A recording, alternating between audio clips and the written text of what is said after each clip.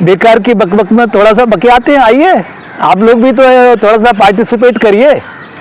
तो बकबक करते हैं, थोड़ा आप भी कुछ बताते रहिए, कुछ लिखते रहिए, समझाते रहिए, मुझे बताते रहिए। देखिए सीखने की कभी कोई उम्र नहीं होती है, जिस दिन तब तक आप जिंदा हैं कुछ ना कुछ सीखते रहते हैं। तो बेकार की बकबक में तो मैं बात राहुल गांधी की करना चाहता हूं, क्योंकि राहुल गांधी जिस तरीके की आज परिस्थिति हो गई है, अमेरिका से लेके ईरान इजराइल वॉर, या जिस तरीके से जो चीज़ें हो रही हैं, और जो जिस तरीके के हमारे प्रधानमंत्री जी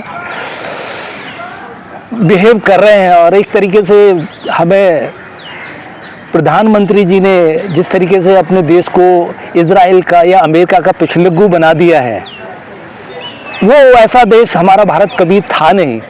जब हम घोर गरीबी के भी टाइम में भी थे, और तब जब देश आज़ाद हुआ था 1947 में, तब भी अमेरिका भारत को पिछलग्गू बनाना चाहता था। जबकि हम भारत उस समय अमेरिका ने हमारी हेल्प भी की है, हमारे न्यूक्लियर एनर्जी और बिजली वगैरह बनाने वगैरह में, हमारे बागर नाकल बांध वगैरह बनाने में बहुत हेल्प की है। लेकिन हमने जो भी टेक्नोलॉजी या जो भी चीज़ें ली अपनी शर्तों पे ली और अपने हिसाब से ली, कभी हम पिछलग्गू नहीं बने।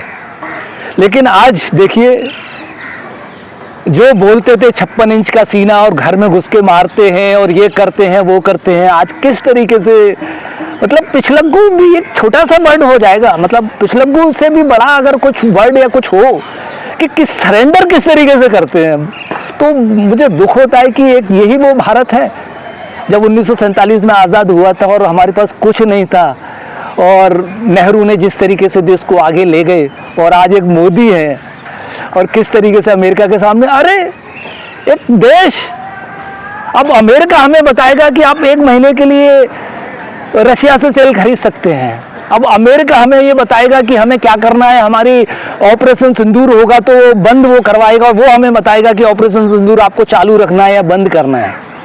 तो इससे बड़ी दुखद, जैसे क्या कहूँ, एक संप्रभु देश के लिए इससे शर्मनाक बात क्या होगी। लेकिन पता नहीं अभी भी कुछ भक्त लोगों को ये बात समझ में नहीं आ रही है। मैं कितनी बार बोलता रहा हूँ, देखिए लोग आते जाते रहेंगे, मैं भी या कोई अमर नहीं हूँ, मैं भी मरूंगा, आप भी मरेंगे, लोग आएंगे जाएंगे, लेकिन देश को कभी नुकसान नहीं होना चाहिए। और दूसरी बात ये है कि देश सबसे बड़ा होता है, आदमी आते आते रहते हैं, इंदिरा गांधी हो, जवाहरलाल नेहरू हो या मोदी हो, देश को नुकसान नहीं होना चाहिए। अगर देश को आपने नुकसान पहुंचाया अनजाने जाने अनजाने, तो देश हमें कभी माफ़ नहीं करेगा, और आने वाली पीढ़ियां हमें बकियाएंगी, धकियाएंगी कि हमारे आने वाली पीढ़ियों, पहले वाली पीढ़ियों ने देश को किस हालत में छोड़ दिया। तो ये इतना ज़रूर सोचिए और मनन करिए। मैं चाहता हूं कि हम अच्छे बने, अच्छे इंसान बने, अच्छा देश बने, मिलके देखिए करते हैं कुछ, और आपसे कुछ हो सकता है या जो मैं कर सकता हूं, और हम मिलके कुछ एक रास्ता नया बना सकते हैं। तो आइए मिलके कुछ प्रयास करते हैं।